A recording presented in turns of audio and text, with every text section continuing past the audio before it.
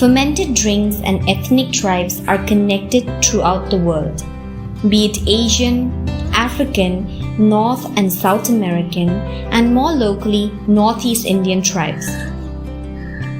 In the Northeast India, there are more than 150 major tribes, and almost all of them have a traditional way of preparing rice beer. Rice beer is an indispensable part of tribal lifestyle and is attached culturally with us. The rice beer in many communities plays a crucial role in socio-cultural setups, be it marriage, festivals, or even a condolence meeting. Each tribe has its unique method of brewing rice beer.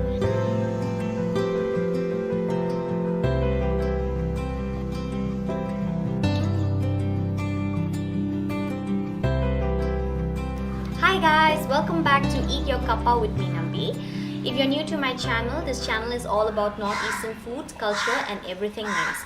So don't forget to subscribe, like and share, and also click on the bell icon so that you get your notifications about my upcoming videos. This is my second episode of my brew segment in my channel, and today I'm going to show you how to make rice beer. Rice beer is something that is common throughout the entire Northeast, and every tribe has their own version of rice beer. This version of rice beer that I'm making is a very simple version, and it's from Assam, and many different tribes in Assam make this version of rice beer, and it's very simple. All you have to do is cook the rice till it's soft and put it in a container and put the yeast balls in it, and the yeast balls are called Dawai in Assam, and that is how I bought it, and there is a whole new story of how I got that Dawai, but nevertheless, this is a very simple version that you can try it yourself at home. So this is the Dawai that I'm talking about. Thank you. So this yeast that is used for fermentation actually comes in disc shapes, or like your Good Day biscuit shapes, or some tribes actually make balls out of it, but mine came broken. The reason being it was parceled from a very distant place. Nevertheless, it will work because you'll anyways have to crush it. This smells like something is being fermented, so it's absolutely powerful, and it's something that you need to make the brew. So what are we waiting for? Let's get started. So to make a rice beer, you obviously need this, and if you're from South India or Western or the northern part of India, you obviously don't have this in your area, which is why you need to make Northeastern friends. Ask them to send it over and they will send it right away. We are nice people. Or as a last resort, you can make use of brewing yeast or the baking yeast. To make the rice beer, we need to first prepare and clean the rice. Pick out any impurities in rice and give the rice grains a good wash to get rid of excess starch. Wash till the water from the grains is clear. Now our rice is ready to be cooked. By the way, after coming down south, I realized that there is something called boiled rice, parboiled rice and raw rice. We in the Northeast use raw rice for making the rice beer. I'm cooking the washed rice in a cooker. You can choose to steam it if you want to. Don't cook in excess water and drain it off as people do it in South India. You will need some starch to be converted to alcohol, right?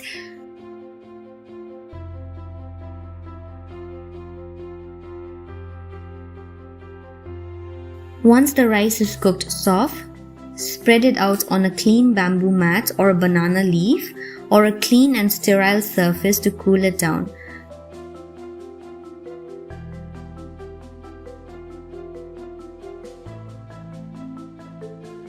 Once cooled down, it's time to add the crushed yeast starter cake to the cooked rice. To about 4 to 5 kgs of cooked rice, you can add about 10 to 20 grams of dawai, and it is called 1T in Garo.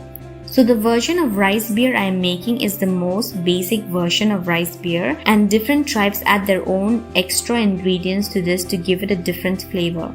Some tribes in Arunachal Pradesh add burnt rice husk to give it a brilliant smoky flavor. But the two main things that remains constant are a source of carbohydrate and a yeast-based starter cake to kickstart the fermentation. The starter cake is basically ground soft kneaded rice mixed with wild medicinal herbs and dried out in the sun. All tribes have their own unique composition for the starter cake.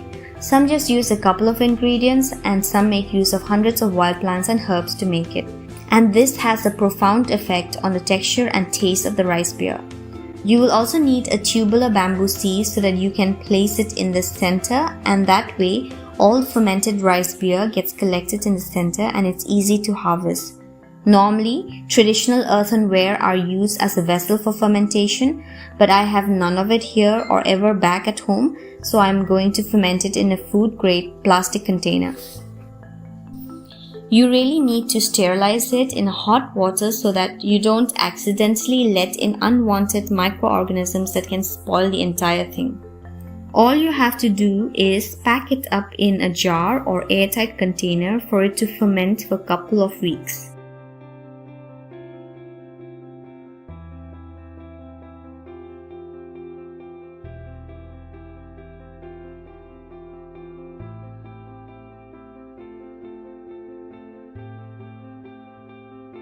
Maybe in a week's time or about 15 days or so, you can add water to prevent drying up of the whole thing. I have not shown it in the video, but I added water up after a couple of weeks.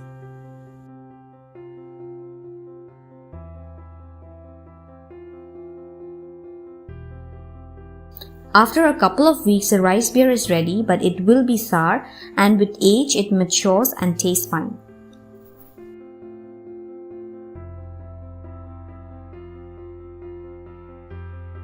So this pale liquid from the bamboo sieve is what oozed out and got collected in the center.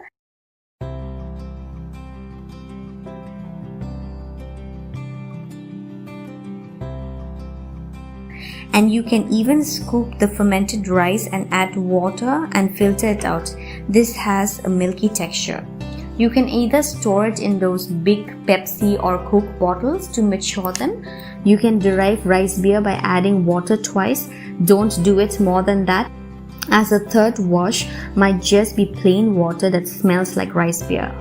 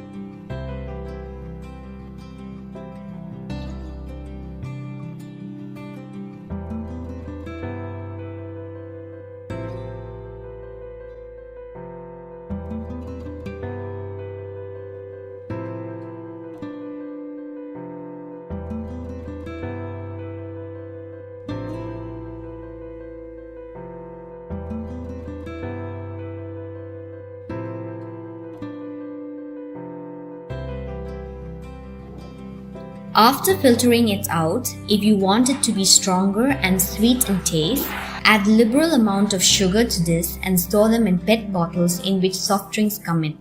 This way, the sugar gets further fermented and increases the alcohol content in it. Cheers!